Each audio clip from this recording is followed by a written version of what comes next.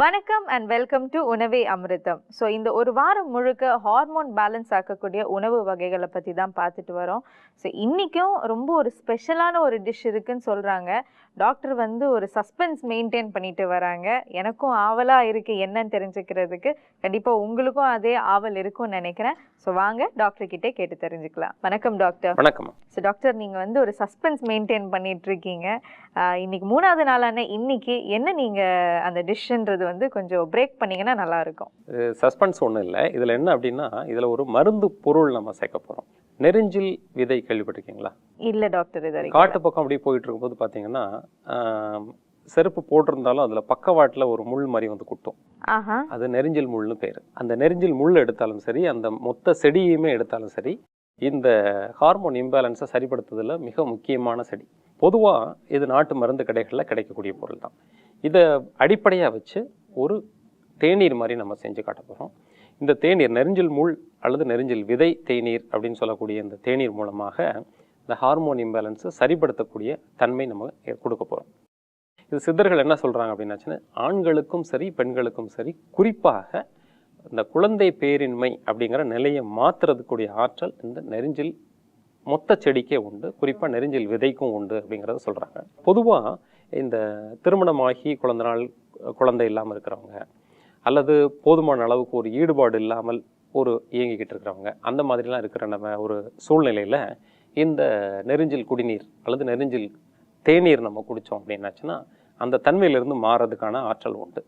இப்போ பொதுவாக ஒரு இயக்கம் குறைபாடு அல்லது ஒரு ஈடுபாடு குறைபாடு இருக்கிற ஆண்களுக்கும் சரி பெண்களுக்கும் சரி என்ன தன்மை இருக்குது அப்படின்னாச்சுன்னா, பின்புலமாக சில விதமான ஹார்மோன்கள் இம்பேலன்ஸ் அப்படிங்கிறது தான் நம்ம தெரிஞ்சுக்க முடியுது.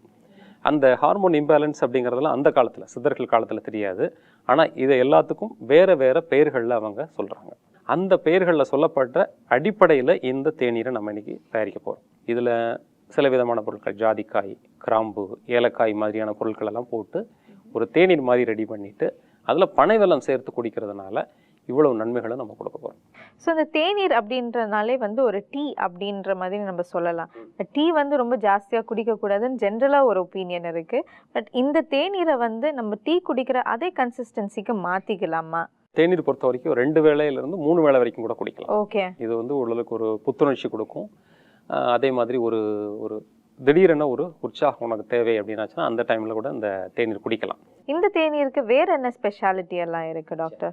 இந்த தேநீருக்கு இந்த ஹார்மோன் இம்பேலன்ஸ் சொன்னோம் இல்லையா, மன அமைதி கொடுக்கறதுக்கான ஒரு தன்மை உண்டு. அதே மாதிரி கிட்னி ப்ராப்ளம், அதாவது சிறுநீரகத்தில் ஏற்படக்கூடிய பிரச்சனைகள்லாம் வராமல் தடுக்கிறதுக்கு இந்த தேநீர் உதவியாக இருக்கும். ஏன்னா கிட்னியில் வந்து கல் ஏற்படலாம், அல்லது ரொம்ப நாள்பட உடம்புல இருக்கக்கூடிய வேறு ஏதோ பிரச்சனைனால இந்த கிட்னி ஃபங்க்ஷன் குறையலாம். அதாவது ரீனல் இன்சஃபிஷியன்சின்னு சொல்லுவோம். இந்த மாதிரி தன்மையை மாற்றக்கூடிய ஆற்றல் நெரிஞ்சிலுக்கு உண்டு. அடுத்தது இந்த கிட்னியிலேருந்து வெளியில் வரக்கூடிய யூரிட்டர்னு சொல்லுவாங்க, நீர்த்தாரை. அதுக்கப்புறம் பிளாடரில் அந்த சிறுநீர் தங்கி பிளாடருக்கு கீழே வழியாக நீர் வெளியில் போகக்கூடிய ஒரு தன்மை. இந்த உள்பகுதியில் ஏற்படக்கூடிய அலர்ச்சி எல்லாம் நீக்கிறது. அலர்ச்சிலாம் இன்ஃப்ளமேஷன், யூரித்ரைட்டிஸ், சிஸ்டைட்டிஸ், இந்த மாதிரி கண்டிஷனெல்லாம் நீக்கக்கூடிய ஆற்றல் நெரிஞ்சிலுக்கு உண்டு. ஸோ இந்த நெரிஞ்சில் தேநீர் குடிக்கிறது மூலமாக ரெக்கரண்ட் யூரினரி ட்ராக்ட் இன்ஃபெக்ஷன், அதாவது அடிக்கடி சிறுநீர் தொற்று, கிருமி தொற்று ஏற்பட்டு நீர் எரிச்சல், அப்புறம் குளிர் காய்ச்சல் வரலாம் இருக்கும். என்னென்னவோ மருந்துகள்லாம் சாப்பிட்ருப்பாங்க. அது தீராதவங்க இந்த நெரிஞ்சில் தேநீர் குடித்து, நான் சொல்கிற மாதிரி ஏற்கனவே ஒரு மண்டலம் தொடர்ச்சியாக குடித்தாங்க அப்படின்னாச்சுன்னா அந்த ரெக்கரண்ட் யூரினரி ட்ராக்ட் இன்ஃபெக்ஷன், அந்த சொல்லக்கூடிய தன்மை மாறுறதுக்கு வாய்ப்பு உண்டு. ஸோ அடுத்தது இந்த தேநீர் எப்படி செய்கிறதுன்னு நான் மக்கள் கிட்ட காமிச்சிட்டு வரேன். நிச்சயமா. ஓகே நேயர்களே, டாக்டர் சொன்ன இந்த நெரிஞ்சல் தேநீரை எப்படி செய்கிறதுன்னு பார்க்கலாம் வாங்க. நெரிஞ்சல் விதை தேநீர் செய்ய தேவையான பொருட்கள்: நெரிஞ்சல் விதை பொடி, ஏலக்காய், திப்ளி, ஜாதிக்காய், சுக்கு, மிளகு, லவங்கம். ஸோ நெரிஞ்சல் விதை தேநீர் செய்ய தேவையான பொருட்கள் எல்லாம் என்னென்னு பார்த்துட்டீங்க. அடுத்தது நம்ம அது எப்படி செய்கிறதுன்னு பார்க்கலாம். ஸோ தேநீர்னாலே தெரியும், இது ஒரு கைண்ட் ஆஃப் டீ மாதிரி தான் உங்களுக்கு. ஆனால் ரொம்பவே ஒரு ஹெல்த்தியான டீ.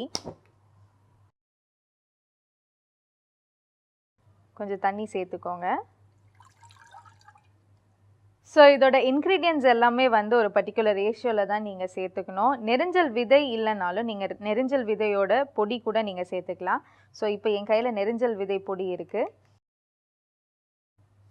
இது 2 பங்கு சேர்த்துக்கங்க. சுக்கு 1 பங்கு, மற்றது எல்லாமே வந்து அரை அரை பங்கு. ஜாதிக்காய், திப்ளி,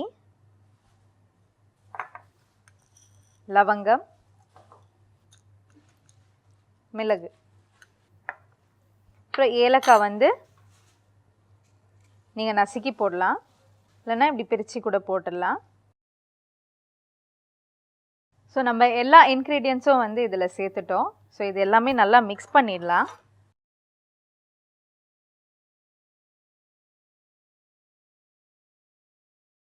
ஸோ இந்த தண்ணி வந்து நம்ம ஒரு கிளாஸ் ஊற்றினோன்னா அது ஒரு அரை கிளாஸ் வர வரைக்கும் நல்லா கொதிக்கட்டும். ஸோ தட் இந்த இன்க்ரீடியன்ஸோட அந்த எசன்ஸ் வந்து அந்த தேநீரோட நல்லா சேரும். நீங்கள் நல்லா மிக்ஸ் பண்ணி வச்சாலே அந்த எசன்ஸ் வந்து நல்லா அந்த தண்ணியோட சேர்ந்து அந்த பிளெண்ட் வந்து ரொம்ப நல்லா வரும்.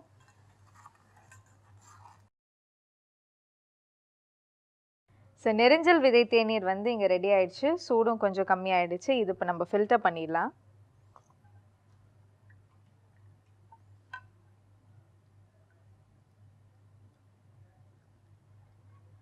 ஸோ நம்ம நெரிஞ்சல் விதை தேநீர் வந்து ஃபில்டர் பண்ணி ரெடியாக இருக்குது. கண்டிப்பாக வீட்லேயும் நீங்கள் இதை ட்ரை பண்ணி பாருங்கள்.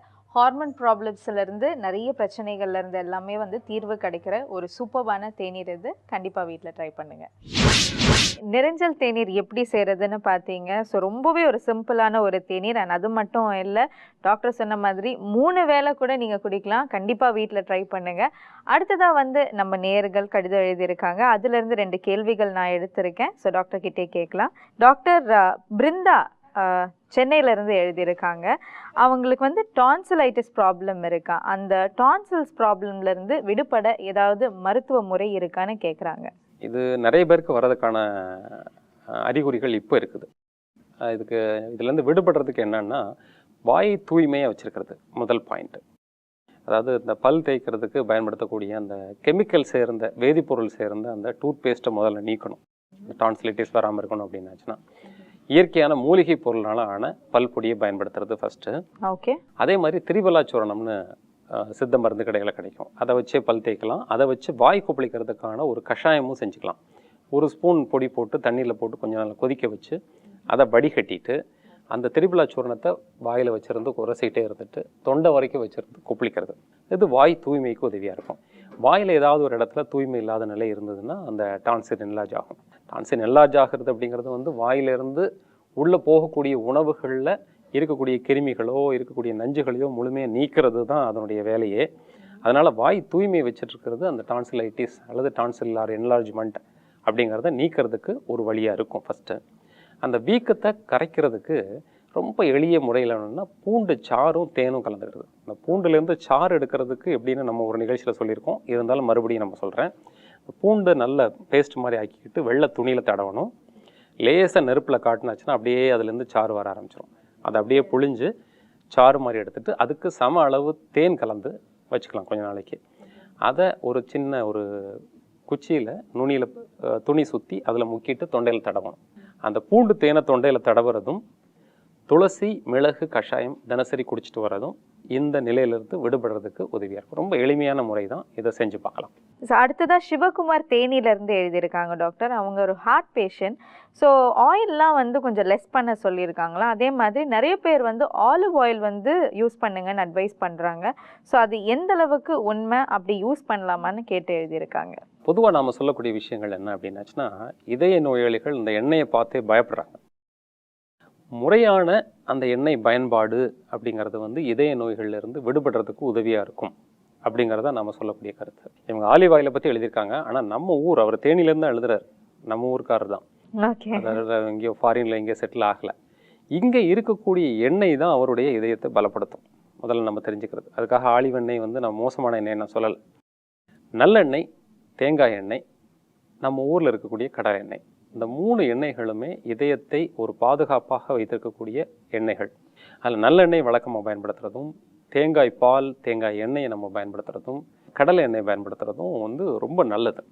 இதயத்துக்கு மாத்திரம் இல்லாமல் இதயத்திலேருந்து வெளிவரக்கூடிய இரத்த குழாய்கள் எல்லா திசுக்களுக்கும் ஒரு ஊட்டத்தை கொடுத்து இதயத்தினுடைய வேலைப்பளுவை குறைக்கணும்னு நினைக்கிறவங்க எண்ணெய் அதிகமாக பயன்படுத்தணும். எல்லா தசைகளுக்கும் போதுமான அளவுக்கு ஒரு சுருங்கி விரியக்கூடிய தன்மையை கொடுக்கறதெல்லாம் எண்ணெய்கள் தான். எண்ணெய் சத்து இல்லை அப்படின்னாச்சுன்னா உடம்பு ஒரு மாதிரியான ஒரு வறட்சி தன்மையோட ஒரு இருகலாக அமைஞ்சிரும். அப்போ இதயம் கொஞ்சம் இயக்கம் அழுத்தி செயல்பட வேண்டிய ஒரு நிலை ஏற்படும்.